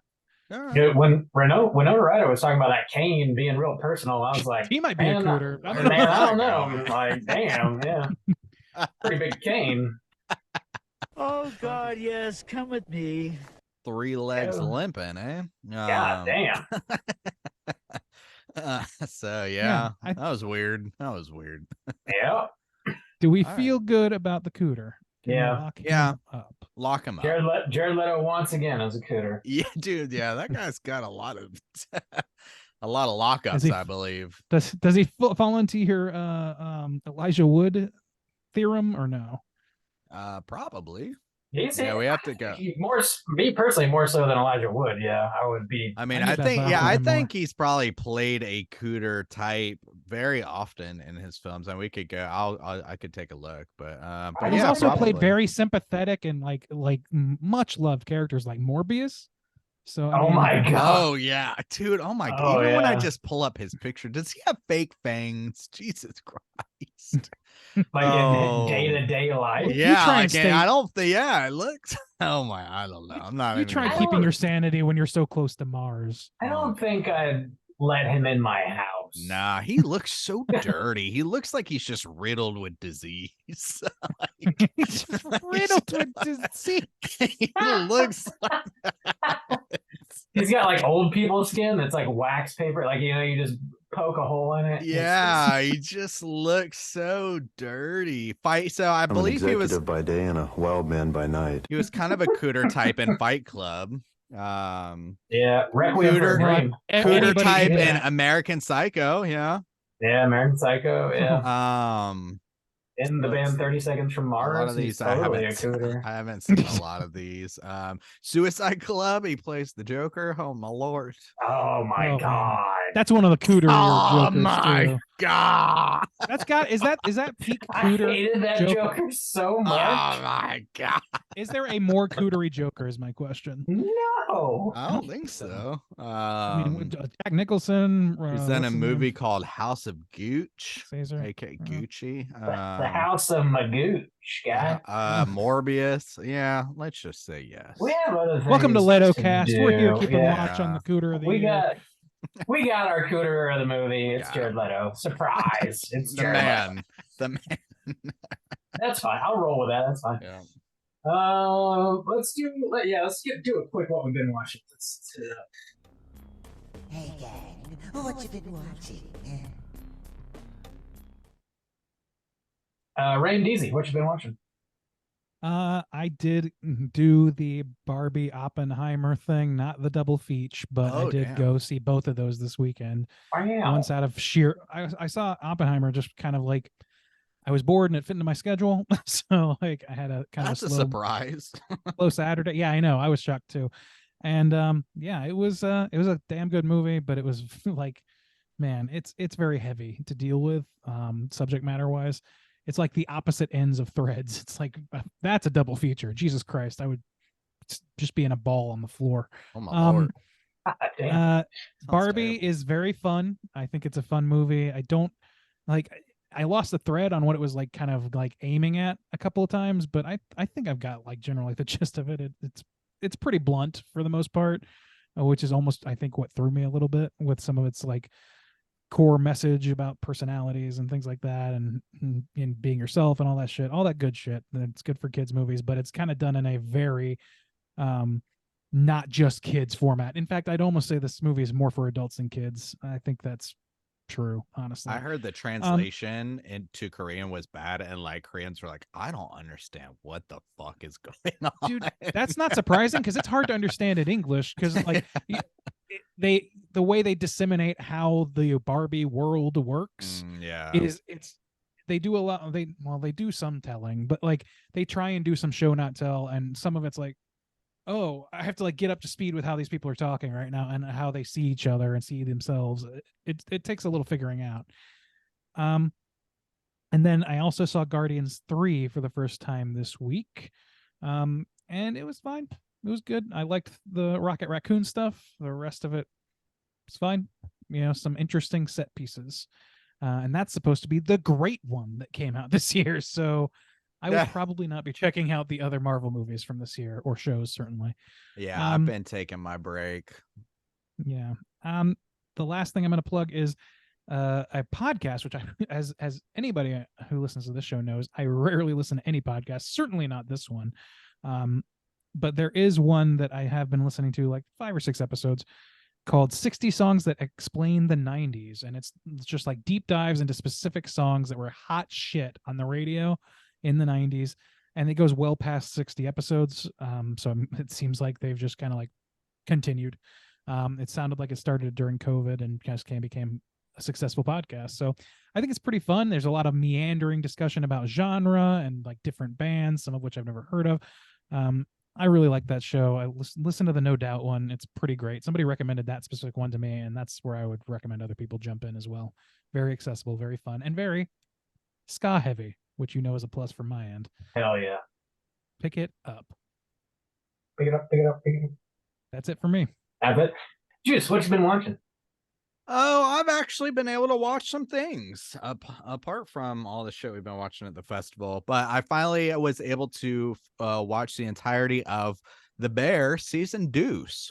And I like that one a lot more than the first. I mean, the first one I said ended up wrapping up really well, and I liked it. But season 2, The Bear Deuce. I like The Bear Deuce. It's Marcus and Richie for best arcs.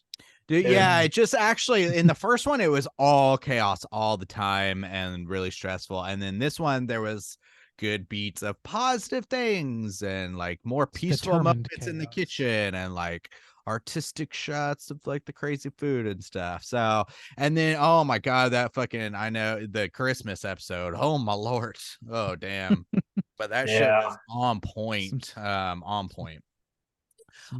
For sure. Yeah, I finally got to watch John Wick 4, and that shit was awesome. Might be my favorite of the series. The whole that's a long ass movie too, but the whole like first just 1 hour is this awesome sequence in this Osaka hotel that is just fucking amazing. It's like the most fun I've had watching a movie in a long time. It was just pure fun for an hour straight. It was like, I really love the aesthetic of that movie. The sequences are fantastic. It's like it was so much fun. I really enjoyed John Wick 4. I want to watch it again. Wow. Yeah. I watched Mighty Ducks throwback. I had mentioned a couple weeks ago, maybe last week, I watched Homeward Bound. So I've been on this kick of kind of watching some older 90s feel good films at least once a week. And it was good. But I think it's on the lower end for me of those kinds of movies, going back and visiting it. It's a little thinner on the overall plot. I think I'm definitely more of like a Little Giants kind of guy. Ooh, the Sandlot, Moranis. definitely better. I haven't seen Big Green in a hot minute, but I like it. You know, it was good, but you know, it's on the lower end, I think. Yeah, get on that heavyweights train, my guy. Yeah, Oh, I need to watch yeah. Heavyweights. And then also it's talking about shit CGI. So I did it. I watched The Flash, which really what I wanted was I wanted to see Michael Keaton as Batman. And to be fair, I will say that is by far the best part, and it's a sizable part. And they essentially, talking about being artistically bankrupt, everything else in that movie looks like the hottest garbage you can imagine. But everything that's based on like Tim Burton looks great. They're able to kind of like they need some type of artistic vision to bring to life. Otherwise, it's just garbage. No. We just need butts and seats, Juice. Butts But and seats. that, I mean, I will say the Batman stuff, it was fun, and they brought it back, and they got the music, and there's like some cool fight sequences where you get Michael Keaton's Batman like kicking some ass, and it's just cool to see it. It is. I'm not gonna lie, but the rest of it, not. Can I ask a question about it? Uh-huh. Could Michael Keaton turn his head? Yeah, so okay, well, that's the thing where it's amazingly, it's the only, I guess maybe they work it in. So he's doing some like crazy fight sequences, but not like over the top fight sequences, and they keep the same kind of look, but it looks a lot more like flexible. Yeah, like I don't know. So you notice it when he's like just walking, where it looks like it's kind of stiff, but when he moves, it doesn't seem to be a problem. So yeah, it looks great. Honestly, with the music, the old school music, and he's got his fucking plane, and he's using his grappling hook and shit. It looked cool. I'm not gonna lie, it was fucking cool. But it was the only good part about that. He's lying. I'm lying. Talking about podcasts, though, I was kind of recommending to Bob before the cast is this whole year. I can't believe I haven't mentioned it until now, but this whole year, I started in, or they even started in the winter time, like February-ish, maybe. And it's an Arctic Monkeys podcast by two guys who pretty much like grew up with the Arctic Monkeys, like at their kind of same age when they blew up with their first album. Even their like demos coming out, they're around like the same area in England, and they go song by song, starting like with the first album, and just do each episode is a song. And at this point, they are almost done with the second album, Favorite Worst Nightmare, and they do all the B-sides too, which is fantastic because Arctic Monkeys have a shit ton of B-sides. So they do literally every song in chronological order, and it's called Don't Believe the Hype. It's just two buddies, and they've been friends for a long time, and so that kind of shines through, and I really enjoyed it, and it's really made me listen to like a shit ton of Arctic Monkeys this year too, because every year I'm like, oh yeah, I haven't listened to a song, and like and they do a deep dive. It's like an hour-and-a-half episode on one song. It's been really good. They do a good job, so shouts outs to them. Kind of reigniting my love for the Monkeys, and yeah, they're doing great stuff. So Don't Believe the Hype. Check that out if you're a Monkeys fan. I think aside from the boys at Project 86, that was your band. That was back in the day. Yeah. So, but yeah, that's all I've been watching and listening to. Bob, what you been watching, my guy? Hello. A few things. I wanted to talk about They Cloned Tyrone for a second. It's a Netflix joint, and it is fucking a good original Netflix movie, which are kind of few and far between here lately. John Boyega's in this. It's very much a like modern day blaxploitation movie. It's got like heavy sci-fi stuff going on, a little bit of action adventure happening. I don't want to like get into the plot. Just I recommend it. It's got a lot of comedy and a lot of sci-fi. The themes are horrific, but it's not a horror movie. It's like a 2-hour long Netflix joint. It doesn't overstay its welcome. I feel like the runtime is warranted, and it's just extremely fucking fun and entertaining, and I thoroughly enjoyed it. Watch. Cool. Recommend Righteous Gemstones season 3 just wrapped, and it's I've heard still fabulous hilarious. things. Yeah, Oh yeah, good. consistently hilarious. There's like they bring in a monster truck, and it's just a fucking character in this season. That monster truck is everywhere.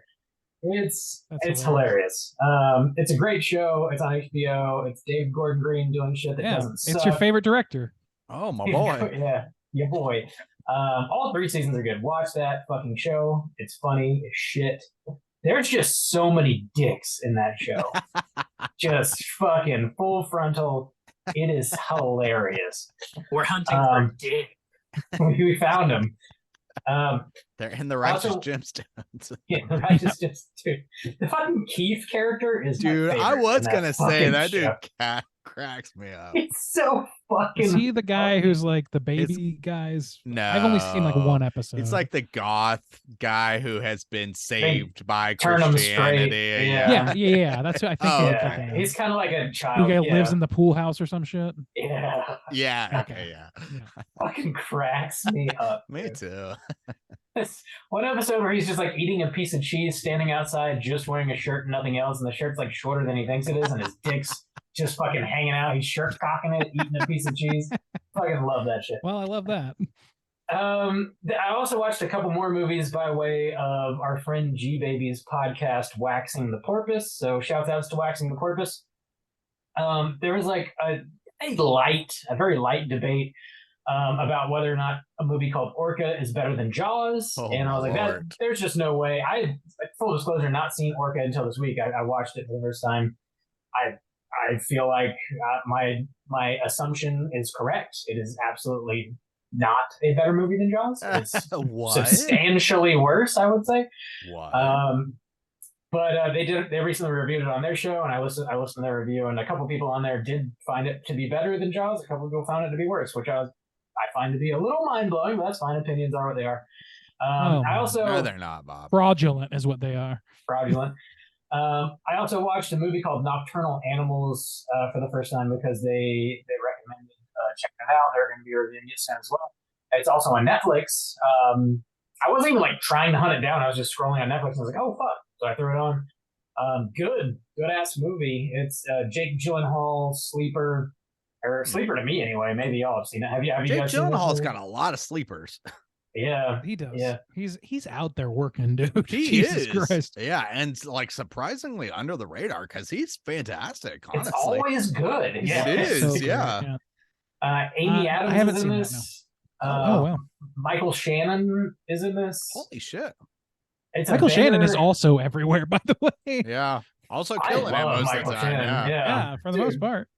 This movie, it's a weird way to tell the story. It's about Amy Adams. She is she receives a manuscript in the mail from her ex-husband. She has since been remarried, and a good half of the story, if not more, is her reading through the manuscript, and you just see what happens being acted out as she's reading it, and then it'll jump back into like present day where she's living her life and talking to her new husband in this gorgeous house, and then she'll also have flashbacks to where she was married to the dude that sent her the manuscript and how they met and got married and all that stuff. So there's like 3 different timelines kind of happening all at the same time. And the manuscript that she's reading is about this dude whose wife and daughter get murdered, and he is seeking justice by way of Michael Shannon, who is a detective, and shit gets nuts, gets wild. It's fucking great. Really enjoyed it. Super bleak. Great performances. It's on Netflix. Nocturnal Animals. Check it out. That's it. That's what I've been watching. We do have one voicemail to get into, so let's hit up our hotline screens. Hotline screen.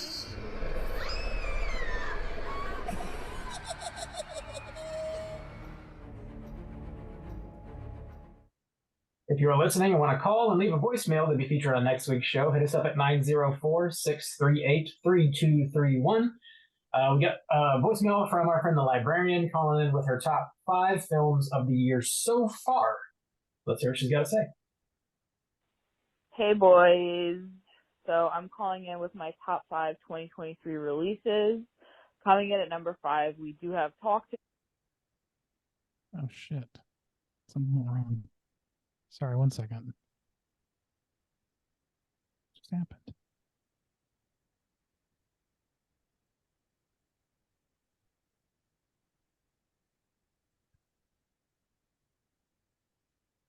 Sorry, you can cut this part out, obviously. Yeah. Okay, here we go. Hey boys. So I'm calling in with my top 5 2023 releases. Coming in at number 5, we do have Talk to Me. Loved it. Number 4, Infinity Pool. Number 3, Teenage Mutant Ninja Turtles Mutant Mayhem. Number 2 is Barbie. And number 1, drum roll please, is Beau is Afraid. I saw Teenage Mutant Ninja Turtles last night. It was just so freaking wholesome. But it did knock Evil Dead Rise to number 6, so I am counting Evil Dead Rise as my honorable mention.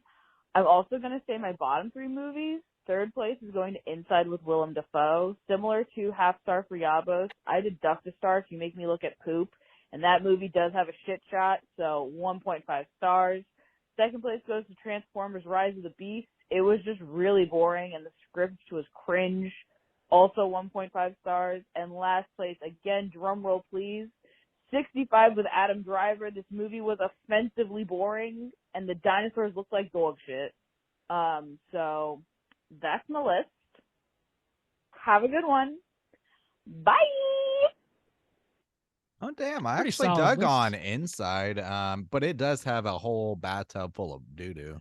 God damn. Sounds like a plus a star for Bob. Yeah, My favorite film. Bob's gonna shut down the show and go watch Inside real quick. I gotta go watch Inside right. I gotta see fucking this now. fucking Guys, I gotta pile go. of shit. I gotta lay eyes on this That's motherfucker. This literal pile of shit. I gotta see it. Oh Damn. man, that's pretty good. That's fucking gnarly, dude. Yeah.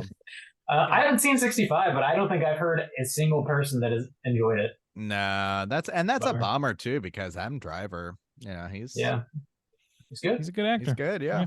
I was Well, afraid wait, of number 1. Oh yeah, whoa. I have That's a heard a bold lot of stance, but cool. Yeah. I Yeah. could like kind of get it because I could get it, but definitely not for me. But I have heard a lot of positive things about Teenage Mutant Ninja Turtles, which is awesome. Dude, yeah. I really want to see Nice. that. Me too. Yeah. Yeah. That and so that I might do like a double feature where I watch that and the Spider-Man multiverse new movie or whatever. Yeah. Because I've heard that's Ooh. good too. That sounds like a fun afternoon. Yeah, they were back to back in the theaters. It's crazy. Like you can't see Yeah. Spider-Verse now. I think it's probably streaming I think so too. Yeah. at this point. But yeah, I want to watch both those real bad for sure. What was this? What was her second bottom rung? It was like 65. It was Inside and what else? Oh, bottom rung. I don't Shit. remember. I don't remember. I was going to comment on it, but I can't remember now. Guess it wasn't that important. Anyway, I recognized it, but yeah, I don't know. hold on. I'm going back in. Going back in. Oh, God. That movie does have a shit shot, so 1.5 stars. Yeah. Second place goes to Inside. Transformers Rise of the Beast. Transformers. It was really That's why I brought it, because like I was this fucking close to seeing that movie just on the It's the- sheer nostalgia yeah. value because the goddamn Beast Wars were in I there. know, man. I know. And it's like that was not. I knew it wasn't a smart move. I knew it wouldn't have been a smart. They move. almost got your after ass. after the reviews came in and after people started talking about it, I was like, this sounds somehow worse than I could have imagined.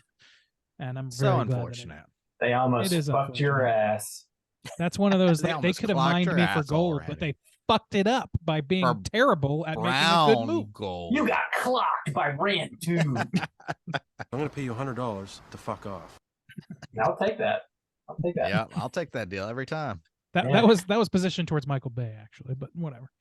Thanks Whoever for calling, Librarian. Always good to hear from you. Again, if you guys want to call me voicemail to be featured on next week's show, hit us up at 904-638-3231. Any new prompts you guys want to throw out? Are you satisfied with your haunted mansion excursion? Are you? What Disney ride would you like for them to Oh, fuck up yeah. next? Would you like to see It's a the small Dumbo world. flight? Dumbo's flight taken to fucking a feature-length film? Yes. I'm trying to think of some of the rides that, like, obviously Dumbo's attached to a property, but like what? So you I have wanna like It's a Small see- World. They don't I have a wanna whole lot see- of IP free stuff anymore. Not anymore, I want to see Turkey Leg the ride. dude. Turkey leg, Those sure. turkey legs always look Big so Thunder good. Mountain, I'm sure, is on its way. Oh, That's one they could yeah. do. Thunder Matterhorn, they could probably do. But they Yeah. fucked up Jungle Cruise so bad, and I don't know, man. Yeah. That movie didn't make money, right? I'm not. I don't know. It probably made It's got The trillions. Rock in it, so probably. Big dick swinging. Call in and let us know what property you want Disney to ruin next. Thanks. Next week, we're going to hit up another new release. We're going to be talking about The Last Voyage of the Demeter. It's in theaters, releasing this Friday, I believe. So check it out. Nosferatu related shit. It's being billed as Alien, but on a boat, I guess. So, Okay. we'll see what That's that a is. huge promise, but we'll see. It's giant. Hey, you guys know Nosferatu and Alien? Well, this movie is like both of those, but better, Yeah. probably. Yeah, good call. Okay, These two sure. classic horror Yeah. films. Yeah, we're ripping off those. Yeah, My God. Check out Last Voyage of the Demeter. Get ready for next week's show. Until then, find us on all the socials everywhere. Just search Straight Chilling Podcast and we will show up. Join us on our Slack channel because it's dope and you know you want to do it. Until next week, as always, all you mother truckers, please keep chilling. There'll be food and drink and ghosts.